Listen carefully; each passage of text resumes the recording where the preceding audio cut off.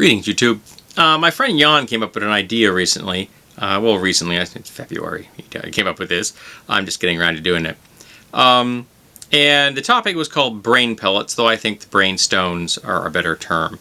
And so the topic came up in an Angry GM Discord today. I like the idea of mind flayers vomiting elliptids, vomiting undigestible parts of the human mind, similar to owl pellets. If they do this, I have some creative questions to, if I do this, ponder for you. Okay, how do these pellets look and feel like? I'm thinking that's going to vary from species to species. Some might look like Apache stones, being very smooth. Some could be like naturally occurring stone structures. Like you can find 8-sided crystals that look a lot like 8-sided dies in nature. So some kind of naturally occurring crystalline structure. That would be my bet, what they would look like. Though some could just be like a concretion, just like random shapes, maybe particularly chaotic minds, or maybe the alignment of the person affects the color or the texture or something like that. What do you do with them? Can you intelligent races make some useful out of them? I think they would be useful as spell components, both for mind influencing spells and for the use in creation of mental and psionic magic items, or psionic items, which are basically magic items. But yeah, that's how I think they would be most useful. What part of the consumed mind are ingestible from the mind flayer? Maybe the parts of the mind that the mind flayers don't associate as being important. So mind flayers are like the uber logic reason folks. So maybe it's the emotional sections. Maybe it's our memories of baked bread and the people we love and our pets and our first kiss or the first time we succeeded at something. So it's the greatest hits of our emotional lives end up inside these brainstones. What does this differ from flayer to flayer, and why? I think for the most part, mind flayer culture and species is pretty uniform in many ways. Kind of almost a logical reason that they have almost a monoculture.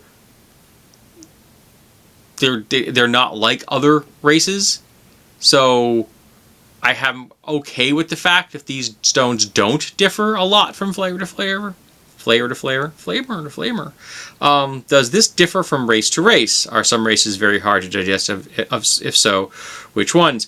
And again, I think that maybe it does differ.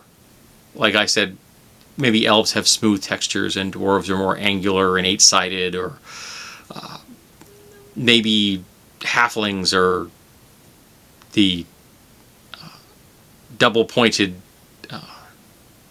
quartz crystals of the Herkimer diamonds of the Mindstone set. Maybe it does vary from species to species. Though I'm not going to probably come up with a long list of this at this particular moment in time. But I think it would make sense that there would be some variations from race to race.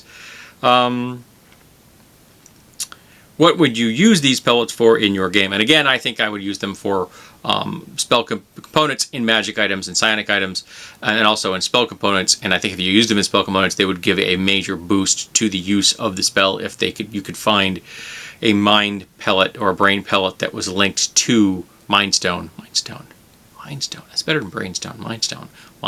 I like that. Mindstone. If you could link them with that spell, so you pick the right kind of spell that has an emotional component, or maybe a thought control component, and you use one of these things, it would give your saving throw of the person is going to make the saving throw harder to resist. How do the mind flayers and other races call these? And I think, which I just came up with, Mindstones is a good name. Do they have any cultural, symbolic, and or religious significance in the society of the mind flayers or other races? I don't see mind flayers as being particularly religious. And since they're undigesting them, and I think it's something that like the owls do not value what they are hawking up and dumping on the ground. In the same way, I don't think the mind flayers value these things at all. And maybe if they find out that other species do, maybe they just trade in them, thinking of them as a byproduct of their biological process because they don't want them. Maybe they would find a way of trading other species for them. And I think the idea of trading with mind flayers is pretty freaking creepy. Mind flayers, as they are depicted in most worlds where they exist, they are an abomination. They are seen as not just an aberration in the technical game mechanic sense, but as in we need to get rid of these things or they are going to be a danger to all life there is. Which is true. They're a danger to all sapient minds because these people eat sapient minds. Maybe reformed mind flayers don't eat sapient minds. They can live off of non-sapient minds, or maybe just monkeys. Maybe some can live off farm animals like goats and sheep and cows. But most of them live off of humanoid minds, their brains, which is horrible. And they should be eradicated because they're a danger to everybody. But I think this is an interesting topic, and I'm glad that Jan brought it to my attention, and I'm hoping that I can generate some ideas here with you folks watching this video, because I think it's fruitful. So let's pursue this particular line of thought and come up with some ideas that what we could do with Mindstones.